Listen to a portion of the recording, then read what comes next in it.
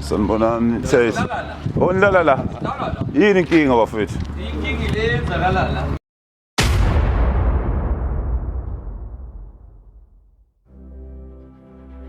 It is Thursday evening, around 6 p.m. on the 9th of March 2023, which is the 4th day of the NEHAWU National Strike for Wage Increment. I, together with other journalists from the local media houses, we got a tip-off that the Gauteng MEC for Health, Mrs. Nomantu Nkomo Ralehoko, will actually be visiting the Sebokeng Hospital in a bid to find solutions to the many casualties and reports of assault incidents that happened a day before. Just like yesterday, the security at the hospital's main gate denied the Loxion news network team entry into the hospital. It was until we made few calls to the hospital spokesperson that we were allowed access. Our aim is to get some answers from the MEC about the volatile situation and incidents of intimidation, assaults, and deaths of patients that happened yesterday. Maybe the first thing that you can do for us is to tell us why I'm here. No, I'm here because guys, what has happened to us. There was a strike for the past 3 days. Then we end up now coming here to make sure that we beef up the team in Sebokeng Hospital in terms of the services, because remember, some of the workers are still not at work. So that's the reason that makes us to be here, to ensure that we motivate the team that is here, ensure that everyone that is here with a patient is taken care of. And I think we're doing that work quite well, because we have formed a command center here that is operating here from the team's office, led by the HOD. Okay, so for the period of, is it 4 days or 3 days? 4, ne? Since the beginning of the strike, we've been on the ground monitoring several hospitals in the region.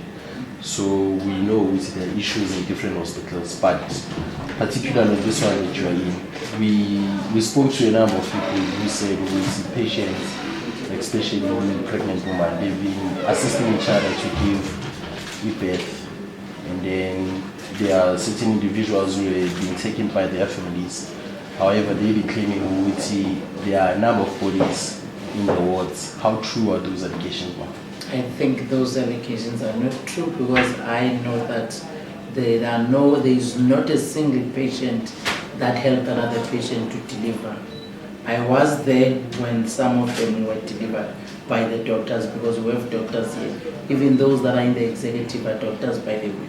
They are the ones that take up that responsibility and do that. As you can hear from this interview, the Gauteng MEC for Health, Nomantu Nkomo Ralehoko, flatly denies the allegations that patients were actually helping their fellow patients to deliver babies at a maternity ward. Instead, she says there were actually doctors available to do deliveries, including some of their colleagues and CEOs from other hospitals. Even though the Loxion News Network team have on record some patients claiming that babies were actually delivered by inexperienced fellow patients at the maternity ward, but the MEC insisted that she was personally available during these deliveries at the maternity ward. And again, we're working with other colleagues from other neighboring hospitals. The CEO of Part-2 was here. The acting CEO of Southern Hospital was here, who's a nurse himself. The Part-2 one is a nurse. From Eden Vale is a doctor. There was another clinical manager from Heidelberg who was here assisting. In fact, she's the one that pushed a lot of work when it comes to deliveries, because she once worked in this hospital too. So what are the resolutions that we can say the department is coming forward with? I think HOT will answer that one, but one thing we know that we are planning to make sure we are always ready for any crisis now. We have learned from COVID-19. Indeed, there are contingencies that we have to put in place. Primarily, one is, of course, the Premier and the MEC have met the leaders of NEHAWU to just try and get a sense of saying that the situation is not sustainable. The poor and the marginalized are dying, and it's really something that we can't continue with. and we'll have an immediate follow-up again now with them at 6 o'clock. So just to deal with at a principal level. But at an operational level, of course, we've, as the NEC indicated, we've set up a command and control center here, and it's about dealing with two things. One is to ensure that there's continuous service and supply. Oxygen, diesel, waste collection, and all those things continues to be provided. Two, we since issued a circular, I thought you were referring to that fund says that tell all staff that we have since obtained a court interdict that directs the police to ensure, you have seen the difference outside, that directs the police to ensure that the space, the gates are not interfered, no one is intimidated, there's no violence, so that people can feel free, to those that want to come, of course, feel free, so that those things were done. We of course mobilized nursing agencies to come and fill the gap while we're mobilizing our colleagues, because there might be time lags, people thought this might be taking long. We know that some people who need to be on night shift might prefer to come at the next cycle. People might get the message late. So as a part of contingency, we've secured nursing agencies to just to fill the gap so that the patients don't leave abandoned. And as you have seen in this sitting, we're confirming that the night shift and tonight, the services will continue as normal, and hopefully as the message goes around with your assistance to tell staff that the interdict is at play, the police have assured that they will be there, everyone's safety is guaranteed now, so that people can make a choice, either to continue participating on the strike, but we encourage that our staff must come back to work whilst we're engaging directly with NEHAWU at a provincial and national level to find a solution to the issue. Adding to the remarks by the acting HOD of Gauteng Department of Health, the MEC said Sedibeng is the hardest hit region in Gauteng in terms of the intensity of the strike. Sedibeng is the hardest hit, colleagues. That's the only region that has been going through hell, if I can use that word. The hardest hit, others are much better, I have to be honest with you. I can count in Negoruleni, it's only Tele, Mwerane, Negoruleni, and then in Tembisa it started and then it subsided immediately. I thought it was only to outside the gate and then they stopped. Here it has been intense, where you find workers taking out patients in the wards. I mean doctors and nurses in the wards and leave patients unattended. So it's here on Sedibeng. Including West Rand, it was hit but not like Sedibeng. Clinics were closed at some stage in West Rand, but they were opened with our intervention. Carltonville, it was the same, they were trying to close it, but we opened it again. So it was just those toys at the gate, burning of tires, unlike here where it was hard, even for people to get inside. Those that are inside are being dragged out.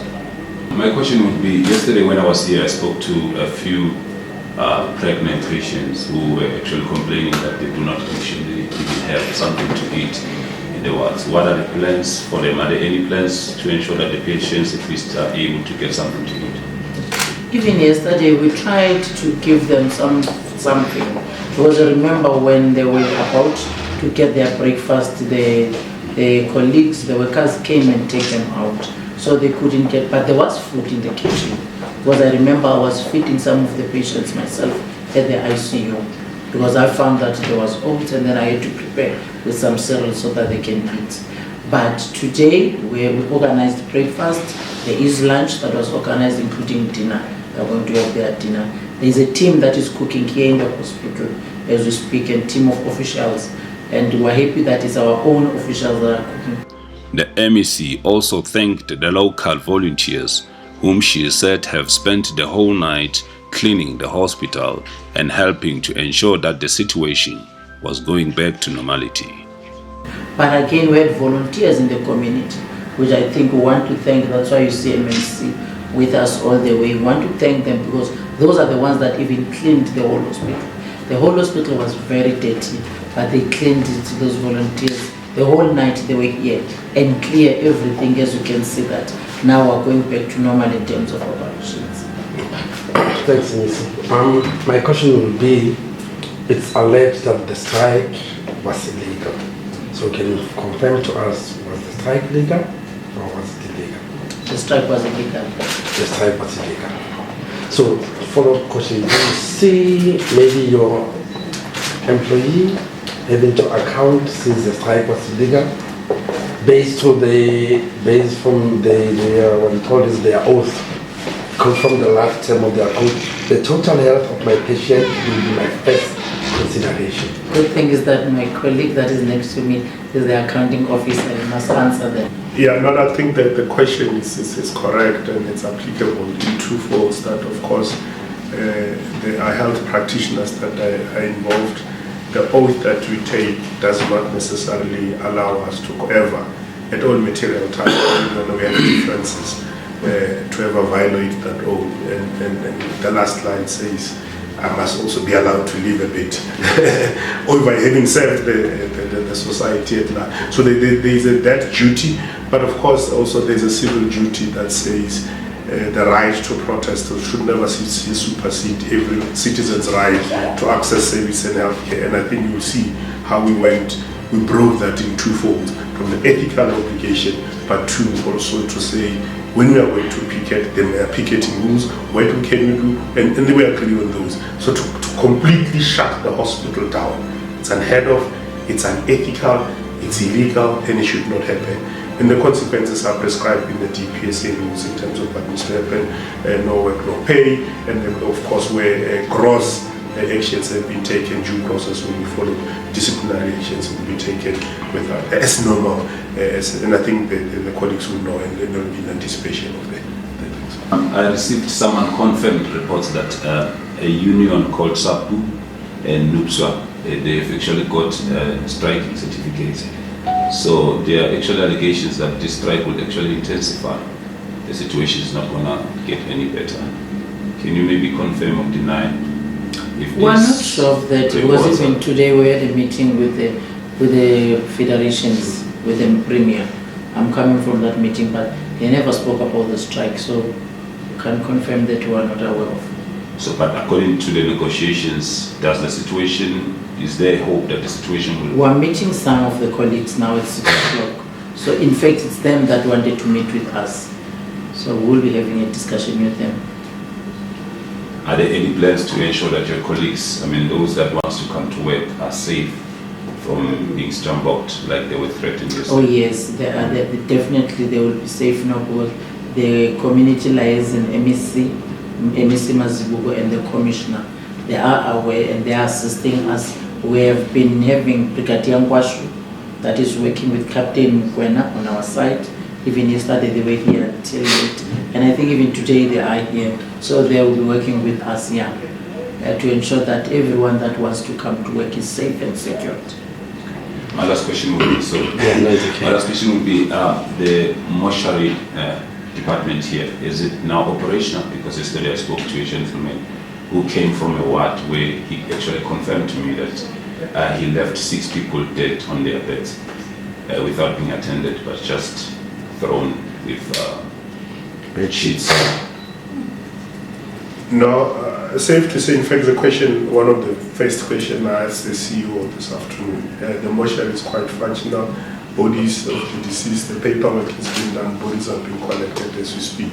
And I asked, is there a backlog? There is no backlog. Of course, there was a time lag where no one was being treated, patients that would have demands. So that lag, I think we must acknowledge it. But as things stand now, those that will have needed to be put and processed in the mortuary have been processed. Those that the paperwork have been resolved, needed to be resolved for collection, those collections happen today.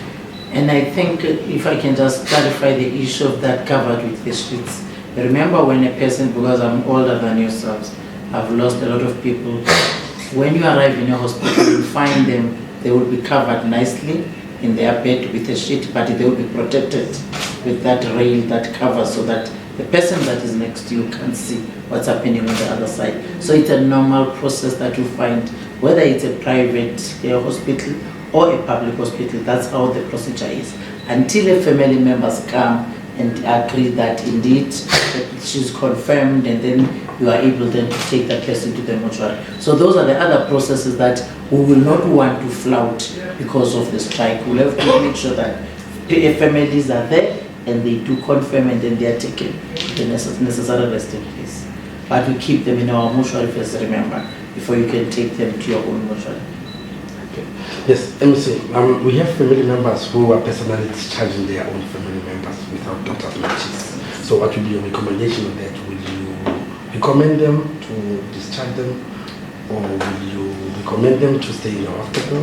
What will be your recommendation? Yesterday I met one gentleman that was with I think it's the wife. They were going home, and I asked them if this is what they want. Then he said, yes, I think that's the thing I'll better do than to live here in this condition that they are not doctors. But most of those that are better, not the critical ones, went, because some would take them to Southend, some to Para, and some to Eden Vale East and Steve Biko. So we've been referring them, so because we have a referral process that we do. So they're taken to different hospitals, those that are critical. Even today, there are those that have been referred to other hospitals. MEC Nomantu Nkomo Ralehoko said the emergency ward and theatre at Gauteng Hospital has been suspended because of the strike. Moreover, the very critical patients were being transferred to other hospitals, such as the Chris Hani Baragwanath Hospital. Especially where we're going to do, because theatre we have suspended it.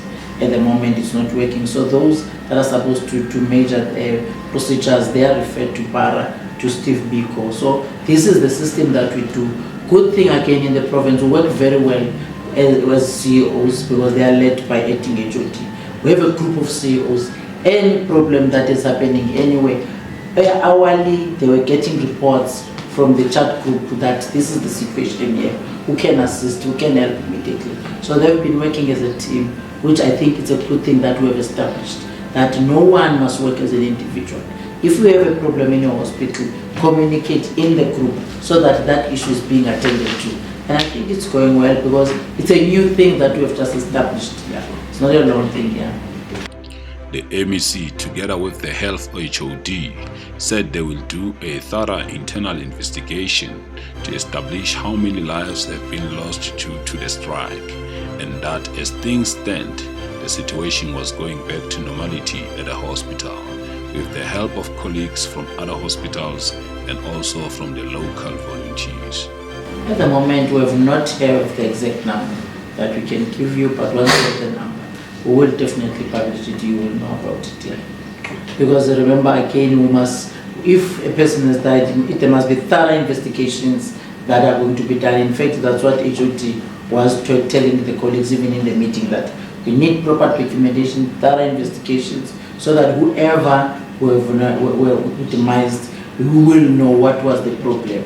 Is the issue of the strike or something already left before, or the condition at that time when this thing happened? So those are the investigations that are going to be done, definitely, and they will be done by us, nobody else. We need to do them because we must report about them.